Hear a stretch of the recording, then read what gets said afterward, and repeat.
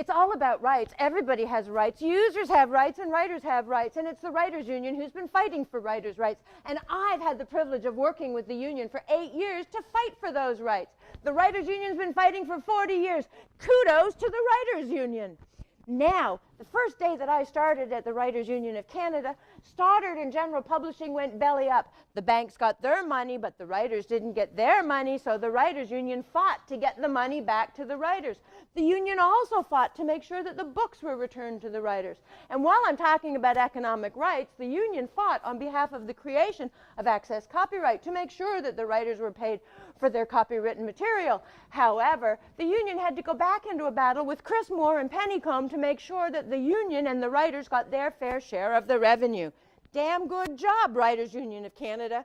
Then we have the whole right to write, the freedom of speech issues, and the Writers' Union fought continually on behalf of writers for freedom of speech. They fought bill after bill after bill after bill to make sure that writers had the rights for freedom of speech.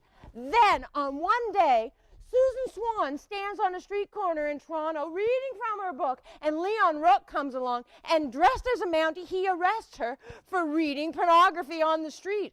Well, that got the media's attention, and that night that bill fell off the order paper in Ottawa. Now, there were other rights in addition to economic rights and the freedom of speech. There was also the right for education, and the Writers' Union knew the value of education, and they created workshops that were delivered from one end of this country to the other end of this country, and they taught writers all about the business of writing. Those workshops were delivered by experts. People like Marion Hebb and Larry Hill came with us and traveled the country giving these workshops. But you know, it wasn't all hard work.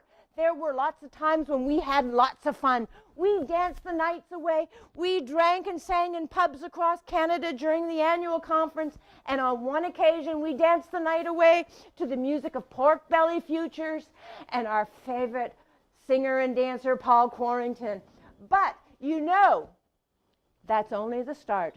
There is 40 years of work that the Writers' Union has done, and there will be many, many more. And the literary landscape is going to change in the future, and the Writers' Union will be there behind them, and the staff of the Writers' Union will be behind the union itself, and they will move forward, fighting for writers' rights into the future.